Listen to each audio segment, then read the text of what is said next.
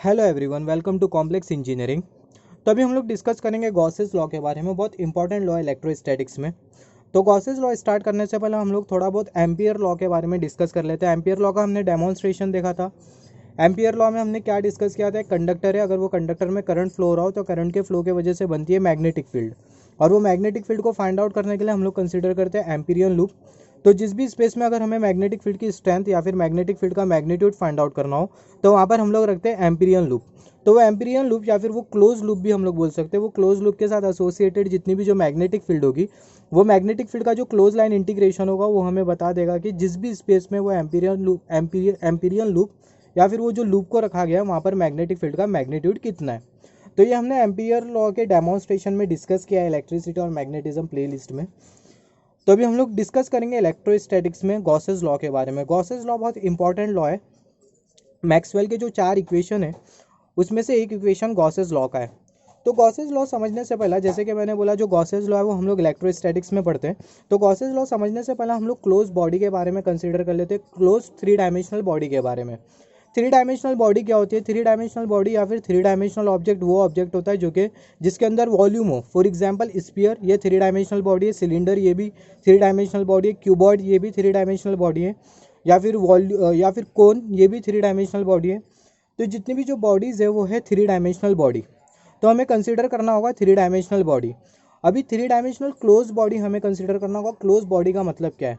Consider कर लेते हैं वाटर बॉटल। जो वाटर बॉटल का जो कैप है, जब तक कि कैप वाटर बॉटल में लगा है तो जो वाटर बॉटल है वो क्लोज बॉडी है। और जो वाटर बॉटल है वो सिलेंडर के फॉर्म में होती है। और जो वाटर बॉटल होती है उसके अंदर वॉल्यूम भी होता है। तो जो वाटर बॉटल है उसको हम लोग बोल सकते हैं क्लोज बॉडी। जैसे हम लोग वाटर बॉटल का कैप हटा देंगे तो जो वाटर बॉटल होगी वो ओपन बॉडी बन जाएंगे, या फिर हम लोग बोल सकते हैं ओपन ऑब्जेक्ट। तो जो क्लोज्ड ऑब्जेक्ट होता है वो चारों तरफ से क्लोज्ड होना चाहिए, या फिर हम लोग बोल सकते हैं चारों तरफ से बंद होना चाहिए, और उसके अंदर होना चाहिए वॉल्यूम। तो यहाँ पर हम लोग जो क्लोज्ड ऑब्जेक्ट या फिर क्लोज बॉडी कंसिडर करेंगे वो होगा स्पीयर। तो यहाँ पर हम लोग कुछ इस तरीके का स्पीयर कंसीडर करेंगे। जो स्पीयर है वो चारों तरफ से क्लोज्ड है। हम लोग देख सकते हैं जो स्पीयर है ये चारों तरफ से क्लोज्ड है। अगर ये स्पीयर में अगर मैं जरा सी भी होल कर दूं तो जो स्पीयर होगा क्लोज बॉडी नहीं होगा, ये ओपन बॉडी बन जाएगा, या फिर हम लोग बोल सकते हैं ओपन सरफेस बन जाएगा। तो यहाँ पर हमें कंसीडर करना होगा क्लोज बॉडी जो कि चारों तरफ से बंद है। तो जो स्पीयर है ये चारों तरफ से क्लोज्ड है। तो गॉसेस लॉ का अगर हम लोग स्टेटमेंट देखें तो गॉसेस लॉ हमें बोलता है electric flux passing from the close surface is equal to the magnitude of the charge enclose and the absolute permittivity of free space. तो स्टेटमेंट को एक बाजू रखते हुए हम लोग समझते हैं सबसे पहला एक डेमोन्स्ट्रेशन या फिर प्रैक्टिकल वे के हेल्प से हम लोग समझने की कोशिश करते हैं।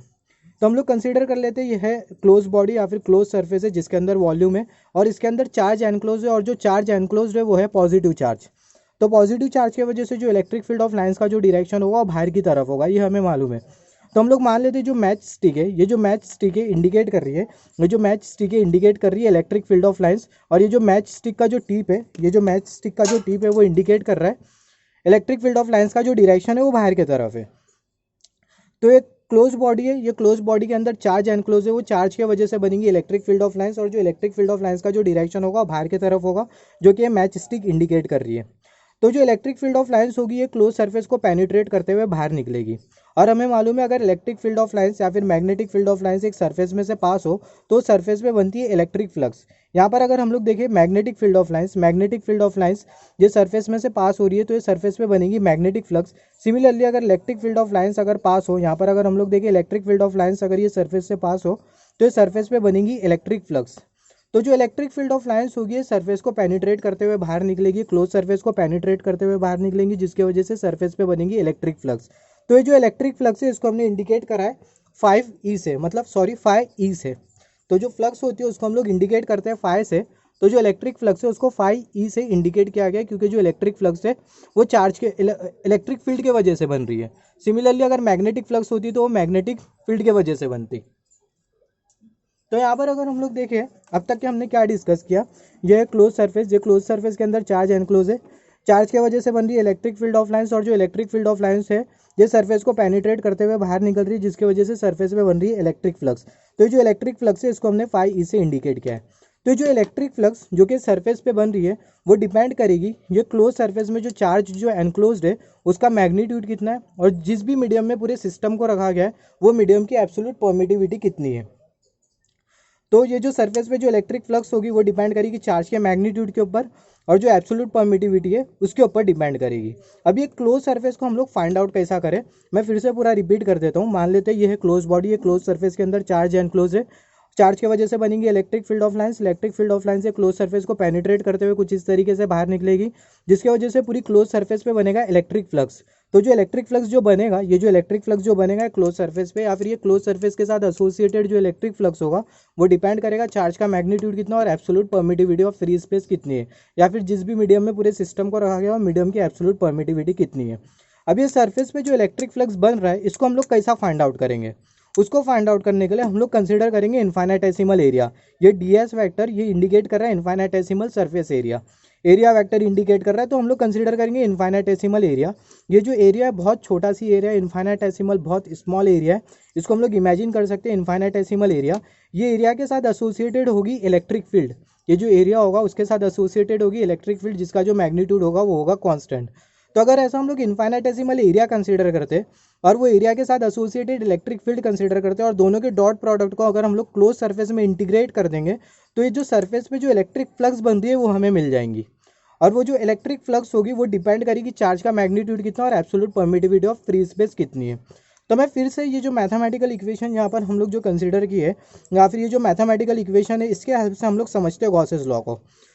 तो अगर हम लोग कोई भी क्लोज बॉडी ले, ये क्लोज सरफेस है, कोई भी क्लोज सरफेस में अगर हम लोग इनफाइनाइटेसिमल सरफेस एरिया कंसीडर करें और उसके साथ एसोसिएटेड इलेक्ट्रिक फील्ड कंसीडर करें और दोनों के डॉट प्रोडक्ट को अगर हम लोग क्लोज सरफेस में, ये पूरे क्लोज सरफेस में इंटीग्रेट कर दे, ये जो सिंबल है इंडिकेट कर रहा है, ये जो सिंबल है इंडिकेट कर रहा है close surface integral, close surface integral.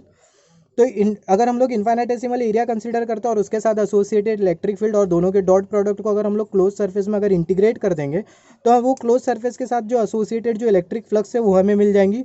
और वो जो इलेक्ट्रिक फ्लक्स होगी डिपेंड करेगी चार्ज का मैग्नीट्यूड कितना है जो कि क्लोज सरफेस के अंदर एनक्लोज्ड है, और absolute permittivity of free space कितनी है, मतलब जिस भी मीडियम में पूरे सिस्टम को रखा गया है वो मीडियम की एब्सोल्यूट परमिटिविटी कितनी है। तो यही हमें बोलता है गॉसेस लॉ। तो ये मैथमेटिकल इक्वेशन के हेल्प से भी हम लोग गॉसेस लॉ एक्सप्लेन कर सकते हैं, या फिर जो हमारा जो इंट्यूशन है या फिर जो हमारा जो कॉन्सेप्ट है उससे भी हम लोग एक्सप्लेन कर सकते हैं गॉसेस लॉ को। ये जो इक्वेशन है मैथमेटिकल इक्वेशन, ये पूरा गॉसेस लॉ को डेपिक्ट करता है। तब तक के हमने गॉसेस लॉ में क्या पढ़ा, गॉसेस लॉ में हमने ये देखा कि अगर कोई क्लोज बॉडी या फिर क्लोज सरफेस है जिसके अंदर चार्ज एनक्लोज्ड है पॉजिटिव चार्ज, तो पॉजिटिव चार्ज की वजह से बनेगी electric field of lines. Electric field of lines से सरफेस को पेनिट्रेट करते हुए बाहर निकलेगी, जिसकी वजह से सरफेस पे बनेगी इलेक्ट्रिक फ्लक्स। तो जो इलेक्ट्रिक फ्लक्स होगी वो डिपेंड करेगी चार्ज का मैग्नीट्यूड कितना और absolute permittivity of free space कितनी है। ये इलेक्ट्रिक फ्लक्स को फाइंड आउट करने के लिए अगर हम लोग कंसीडर करेंगे, ये इलेक्ट्रिक फ्लक्स को अगर फाइंड आउट करना है तो हमें कंसीडर करना होगा इनफाइनाइटेसिमल सरफेस एरिया और उसके साथ एसोसिएटेड इलेक्ट्रिक फील्ड जिसका मैग्नीट्यूड कांस्टेंट होगा, और दोनों के डॉट प्रोडक्ट को हमें कंसीडर इंटीग्रेट करना होगा क्लोज सरफेस में। तो अगर हम लोग ऐसा करते हैं तो हमें मिल जाएंगी इलेक्ट्रिक फ्लक्स, और वो जो इलेक्ट्रिक फ्लक्स होगी वो डिपेंड करेगी चार्ज के मैग्नीट्यूड के ऊपर और absolute permittivity of free space के ऊपर। या फिर सीधा भी अगर हम लोग मैथमेटिकली अगर हमें पूछता है कोई ये इक्वेशन के बारे में, तो हम लोग मैथमेटिकली भी बोल सकते हैं। अगर हम लोग इनफाइनाइटेसिमल सरफेस एरिया कंसीडर करें और उसके साथ एसोसिएटेड इलेक्ट्रिक फील्ड और दोनों के डॉट प्रोडक्ट को अगर हम लोग क्लोज सरफेस में इंटीग्रेट कर दें, तो हमें मिल जाएंगी इलेक्ट्रिक फ्लक्स, और वो जो इलेक्ट्रिक फ्लक्स होगी वो डिपेंड करेगी जो चार्ज उसका मैग्नीट्यूड कितना और absolute permittivity of free space कितनी है। तो यही था गॉसेस लॉ का डेमोन्स्ट्रेशन।